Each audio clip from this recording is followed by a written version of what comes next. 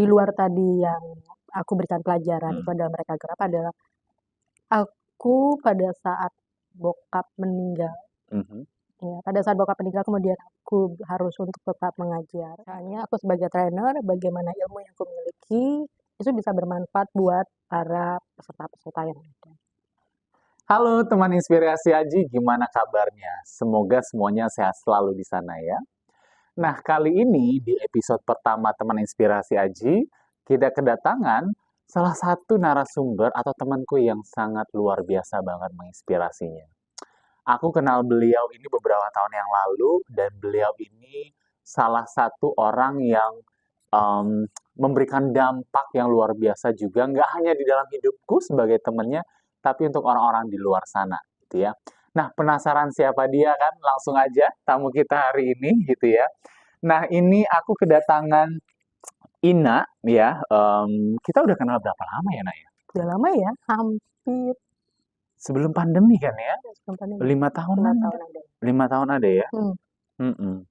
Nah, aku banyak belajar juga nih dari Ina gitu ya. Mm-mm. Bagaimana belajar tentang hidup lah ya, gitu Hmm. ya. Nah, tapi aku yang menarik dari Ina ini adalah, Ina, kamu itu suka banget ya pergi ke sana kemari, terbang ke sana kemari. Itu tuh ngapain tuh, Nak?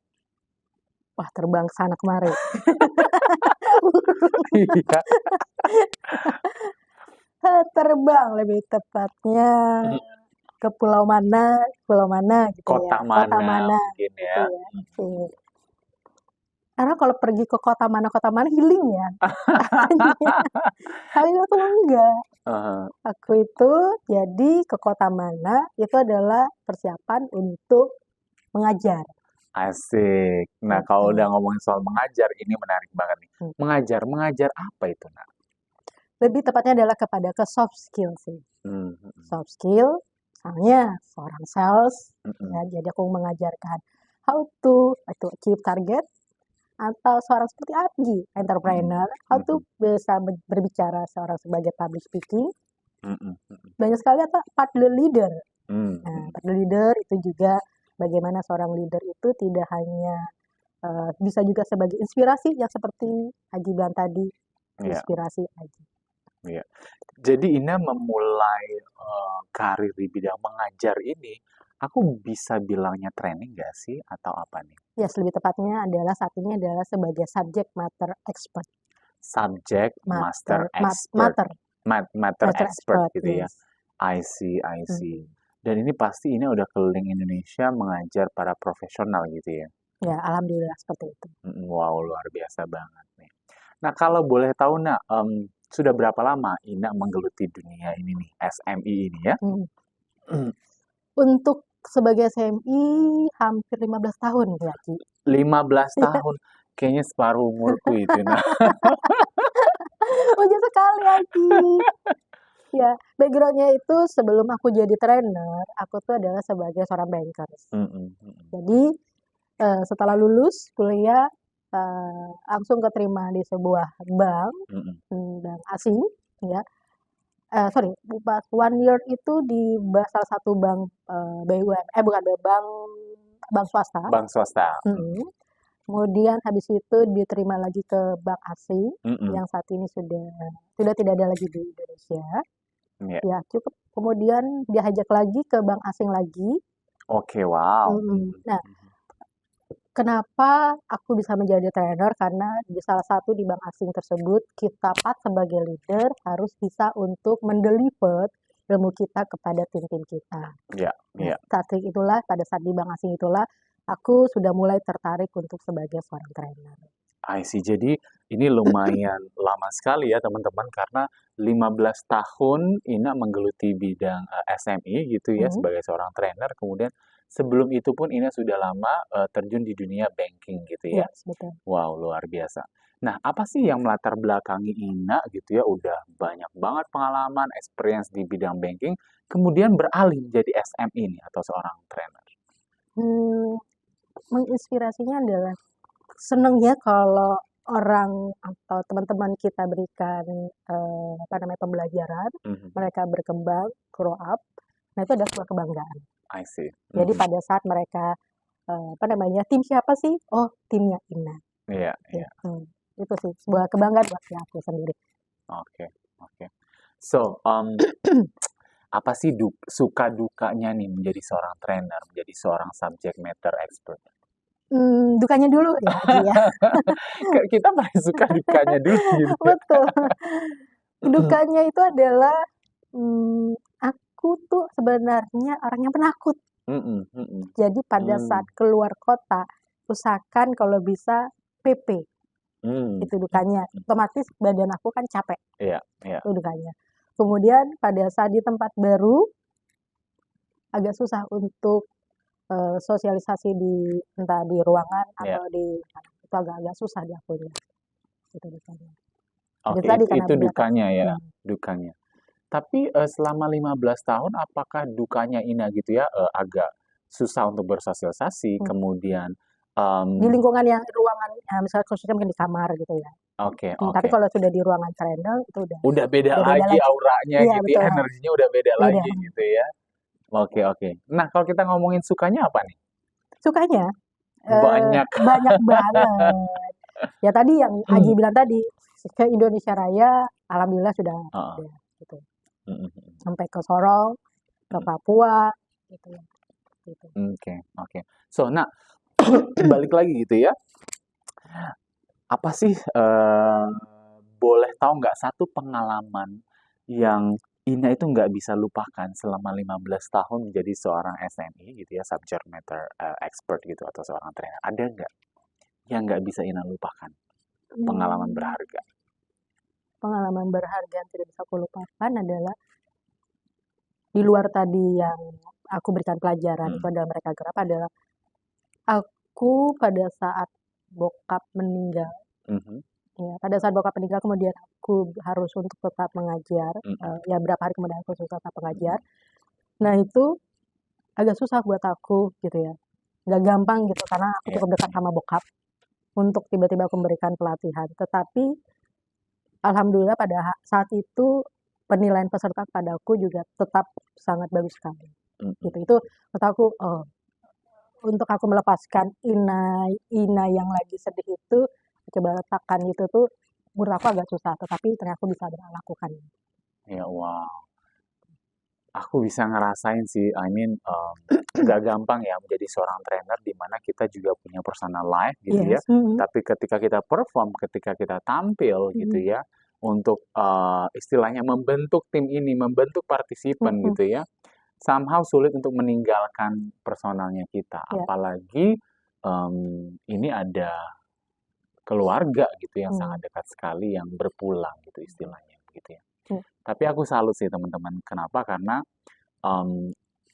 dia Ina gitu ya lagi berduka, tapi karena sudah janji ya, udah teken kontrak gitu ya, harus tetap mengajar gitu. Itu yang menurut aku tidak akan terlupakan. Ya, itu luar biasa banget sih teman-teman. So, nah 15 tahun berlalu gitu ya. Saat ini apa sih yang Ina lihat dari dalam diri Ina bisa bertahan 15 tahun di dunia training ini? Yang pertama, saat ini trainer tuh cukup banyak. Bahkan leader-leader atau pimpinan-pimpinan pun mereka saat ini juga menjadi seorang trainer. Apa yang harus saya lakukan? Pertama adalah aku harus meningkatkan diri aku. Yaitu awalnya aku tidak punya sama sekali sertifikasi ya. Yang aku lakukan adalah aku ambil sertifikasi yang ujung-ujungnya aku akhirnya menjadi master trainer. Gitu. Dan itu juga kerjanya juga agak susah juga karena kan memang berhubungan dengan pekerjaan. Kemudian aku juga harus ditingkatkan lagi, saat ini lagi apa sih yang lagi tren untuk pembelajaran, ternyata adalah coaching. Yes. Betul. Dan itu pun coaching sampai saat ini aku juga masih belajar. Masih mengumpulkan recording, kemudian untuk ujian juga. Nah itu. Kemudian apalagi yaitu adalah asesor. Nah aku juga saat ini juga sebagai asesor juga, BNSP juga. Nah itu, jadi apa yang aku lakukan adalah, Ina, kamu nggak bisa hanya jual nama, tetapi kamu juga harus jual apa sih yang saat ini yang kamu miliki, itu sih. Iya. Jadi memang kayak walaupun udah 15 tahun punya pengalaman di dunia training ya, itu nggak men-stop gitu untuk oke, enough gitu, nggak mau belajar lagi tuh enggak gitu ya, tapi apa yang bisa gua upgrade gitu tentang diri gua gitu ya, karena kan menyesuaikan dengan tahun ke tahun ya, Nak, ya. Iya, betul sekali. I see. So, nah, karena gini, teman inspirasi Aji ini pada akhirnya adalah kita akan ngomongin tentang purpose gitu ya, purpose hidupnya kita masing-masing. Nah, kalau aku tanya dengan Ina, sebelum Ina menjadi seorang trainer, apa sih purpose hidupnya Ina? Sebelum aku jawab, boleh aku tahu dulu apa purpose-nya Aji dulu nih? Ini sudah aku wanti-wanti nih, pasti akan ada narasumber yang bertanya seperti itu ke aku. Ya kan tadi aku selalu yang menjawab nih, saat ini Aji. Oke. Aku sudah mempersiapkan jawaban ini, teman-teman. Jadi sebenarnya kalau life purpose aku itu sekarang ini nggak muluk-muluk ya, gitu. Kenapa aku bilang tadi sekarang ini? Karena sebelum terjun di dunia training ini, aku punya purpose yang berbeda. Ya, purpose yang berbeda di mana aku mengutamakan kesuksesan diriku, gitu ya kan. Tapi saat ini setelah terjun di dunia training, aku melihat bahwa life purpose itu bisa berubah, gitu ya. Sangat fleksibel, menyesuaikan dengan perkembangan zaman, apa yang sedang terjadi, gitu ya. Itu untuk aku, gitu ya. Nah, saat ini purpose aku tuh nggak muluk-muluk, Nak, gitu ya. Aku cuma pengen berdampak aja untuk orang-orang sekitar. Berdampak itu nggak harus besar, berdampak itu nggak harus hebat, berdampak itu nggak harus mengeluarkan kocek gitu ya, nggak harus. Tapi dengan ngobrol seperti ini, mungkin untuk teman-teman yang melihat gitu ya, menonton podcast ini, video ini, ada ilmu bermanfaat yang bisa diambil gitu loh. Jadi berdampak untuk orang lain itu banyak banget caranya. Jadi berdampak untuk orang lain itu menjadi life purpose aku saat ini. Oke, it's good. Yeay! Nah, balik lagi ke Ina nih sebagai tamu aku nih, gimana? Garis besarnya lebih sama, Ci. Kan kalau di Islam ada salah satunya adalah ilmu yang bermanfaat. Benar. Nah, misalnya aku sebagai trainer, bagaimana ilmu yang aku miliki itu bisa bermanfaat buat para peserta-peserta yang ada. Itu sangat ya buat aku ya, itu sangat menginspire banget. Iya. Aku setuju sih dengan kata-kata Ina tadi, menginspire gitu ya. Kenapa? Karena kayak aku kan sebagai seorang pengajar juga di luar sana gitu ya. Satu kehormatan buat aku dan satu kebahagiaan yang nggak bisa dibayar gitu ya, Nak, ya. Ketika memberikan sebuah kelas gitu, sharing, belajar bareng, kemudian ngelihat para peserta itu breakthrough. Melihat para peserta itu dengan apa ya, dengan luar biasanya mereka banyak yang didapatkan dari ekspresi mereka, dari perasaan mereka, dan nggak hanya berhenti di situ, tapi perubahan yang akan mereka lakukan. Gitu. Betul, walaupun pada saat ngajar kita capek kan ya. Exactly. Setelah lihat itu terbayarkan kan. Yes, exactly. Terbayarkan ya, yang paling tinggi bukan dari fee yang kita dapat. Yes, betul. Itu nomor 2 gitu ya kan. Tapi yang paling besar adalah melihat breakthrough-nya para peserta training itu, kelas itu. Gitu ya kan. Itu kenapa aku tuh suka banget di dunia training ini. Oke. Nah, ngomongin lagi tentang dunia training saat ini, apa sih challenge yang sedang Ina hadapi saat ini di dunia training? Challenge ya, wah ini pertanyaan yang sangat menusuk sepertinya ya. Aduh. Hai para trainer. Untuk teman-teman trainer di luar sana, coach ya. Ternyata untuk menjadi trainer tidak hanya kita harus grow up diri kita. Yang harus kita lakukan adalah, menurut aku adalah building relationship kita itu harus diperkuat sekali. Once kita tidak melakukan hal itu, kita akan tertinggal. Itu yang aku rasakan. Jadi, saat ini aku coba untuk memperbanyak building relationship. Networking ya? Networking aku.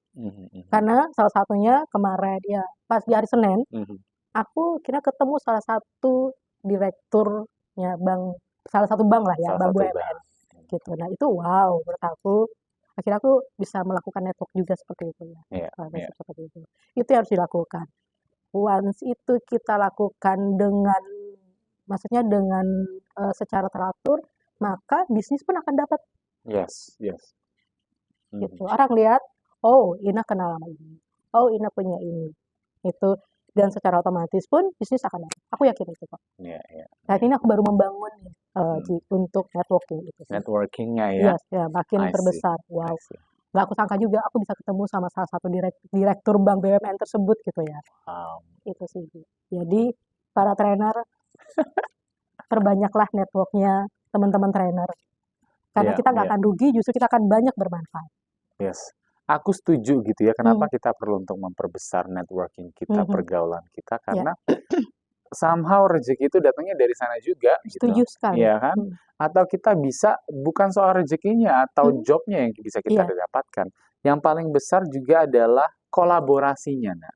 Setuju sekali. Kerjasamanya di antara para trainer gitu ya, para coach gitu, para leader-leader, sehingga mungkin bisa membuat movement yang luar biasa besar dampaknya untuk orang lain kan. Iya, betul sekali. Dan kolaborasi saat ini untuk para trainer itu penting sekali.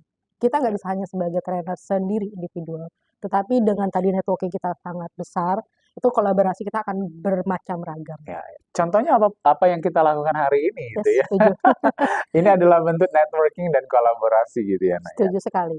Ya. So, nah, last question nih ya kan, untuk teman-teman mungkin gak hanya para trainer atau coach di luar sana, tapi untuk teman-teman yang lain, apa sih yang pesan yang ingin Ina sampaikan terkait dengan purpose-nya Ina? Oke, pesan yang aku ingin sampaikan. Banyaklah belajar. Karena dengan makin kita belajar, kita nggak akan rugi. Yang harus kita lakukan juga adalah perbanyak juga networking kita. Jangan sampai kita ketinggalan. Saat ini tidak hanya ada ChatGPT, ada DeepSeek, ada yang lain-lainnya. Dan itu kita harus tahu. Pas sebagai trainer, kita harus mengetahui hal tersebut. Benar. Dengan karena belajar, tadi aku bisa DeepSeek gitu. Dengan belajar, tadi aku bisa ChatGPT. Atau dengan belajar juga bisa ngerubah tuh CV dengan berbagai macam metode-metode yang ada. Iya. Gitu wow. Sih. Jadi pesannya adalah jangan pernah bosan ataupun berhenti untuk belajar. Dan yang paling penting lagi adalah perluas networking gitu ya. Setuju sekali. Oke. Thank you Nah hari ini udah mau mampir ya ke podcastnya kita. Semoga hari ini teman-teman yang nonton di luar sana mungkin bisa mendapatkan insight ataupun inspirasi dari tamu kita yang luar biasa hari ini, Ina. Yes, thank you.